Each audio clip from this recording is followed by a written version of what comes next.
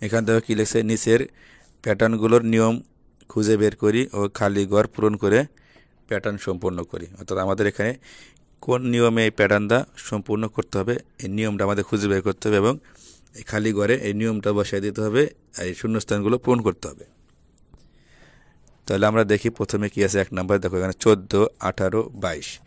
তাহলে এই প্যাটার্নগুলো এখানে কিন্তু দেওয়া আছে প্রথমটায় যে যোগ 4, অর্থাৎ 4 4 যোগ করে এখানে আছে। দেখো 14 সাথে 4 যোগ করলে 18, 18 সাথে 4 যোগ করলে 22।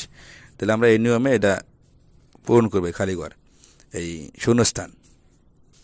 তাহলে দেখো 22 সাথে 4 যোগ করলে কত হয়, 23, 24, 25, 26।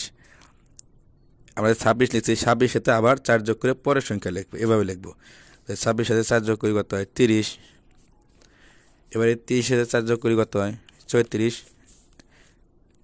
আমরা যে সংখ্যাটা যোগ করে লিখবো ওই সংখ্যার সাথে যোগ করে পরবর্তী সংখ্যা লিখবো, তাহলে অঙ্ক মিলে যাবে। দেখো 2 নম্বরের কাছে 28, 26, 24। এখানে কিন্তু কমতেছে, তাহলে কত করে কমছে দেখো, 28 থেকে 26 বাদ দিলে কত হয়, 2। 26 সাথে 28 2 থাকে, তাহলে এখানে 2 বিয়োগ করে এই নিয়মে আমাদের এই অঙ্কটা করতে হবে। তাহলে আমরা খালি ঘর লিখবো বিয়োগ 2। তাহলে 2 বিয়োগ করে আমরা লিখি, দেখো 24 থেকে 2 বাদ দিলে কত হয়, 22। এবারে 22 থেকে আবার 2 বাদ দিলে কত হয়, 20। এখানে 20 লিখবো। এবারে 20 থেকে 2 বাদ দিলে কত হয়, 18। এখানে 18 লিখবো। এরপরটা দেখো এখানে আছে 65, এখানে শূন্যস্থান আছে, এখানে 75, এখানে 80। তাহলে এরা কোন নিয়মে হবে দেখো, এখানে কিন্তু বাড়তেছে। তাহলে এই যে পাশাপাশি যে দুইটা সংখ্যা আছে, এখানে দেখো 75 আছে, এখানে 80 আছে, তাহলে কত পার্থক্য আছে। তাহলে 75 থেকে 76, 77, 78, 79, 80, 5। তাহলে এখানে 5 যোগ করে আমাদের এই সংখ্যাটা পূরণ করতে হবে, এই শূন্যস্থানটা। তাহলে আমরা এখানে এই বক্সে লিখবো, অর্থাৎ নিয়মের জায়গায় লিখবো যোগ 5। তাহলে আমরা এখানে 65 সাথে 5 যোগ করলে কত হয়, 70। এখানে 70 লিখবো। এখানে 75, এখানে 80 তো আছেই। এরপর 80 সাথে 5 যোগ করলে কত হয়, 85। এবার 85 সাথে 5 যোগ করলে কত হয়, 90। আমরা এখানে 90 লিখবো। এরপর এটা দেখো এটা কোন নিয়ম হবে, তো এখানে আছে 36, এখানে 30, এখানে 24। এখানে কিন্তু কমতেছে, তাহলে কত করে কমতেছে দেখো, 30 আর 6 কত, 36। তাহলে এখানে বিয়োগ 6, এখানে 6 করে কমতেছে। তাহলে এটা কী নিয়ম হবে, এই বক্সে আমরা লিখবো বিয়োগ 6। তাহলে 24 থেকে 6 বাদ দিলে কত হয়, 18। আমরা এখানে 18 লিখবো। আবার এই 18 থেকে 6 বাদ দিলে কত হয়, 12। আমরা এখানে 12 লিখবো। আবার এই 12 থেকে 6 বাদ দিলে কত হয়, 6। আমরা এখানে 6 লিখবো।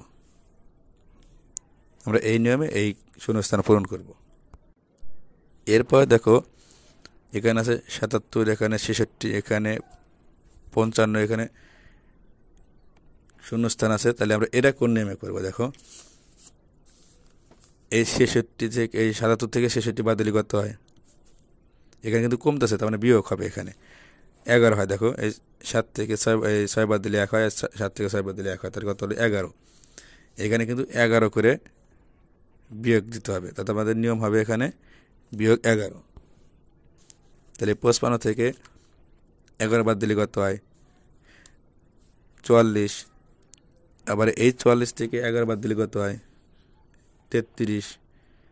আবার এই 33 থেকে 11 বাদ দিলে কত হয়, 22। এখানে 22 বসবে। আমরা এই নিয়মে এই শূন্যস্থানটা পূরণ করব। তাহলে এখানে 1 নম্বরের নিয়ম কত হচ্ছে, যোগ 4। 2 নম্বরের নিয়ম হচ্ছে বিয়োগ 2। 3 নম্বরের নিয়ম হচ্ছে যোগ 5। 4 নম্বরের নিয়ম হচ্ছে বিয়োগ 6। 5 নম্বরের নিয়ম হচ্ছে বিয়োগ 11। আমরা এইভাবে এই অঙ্কটা করব।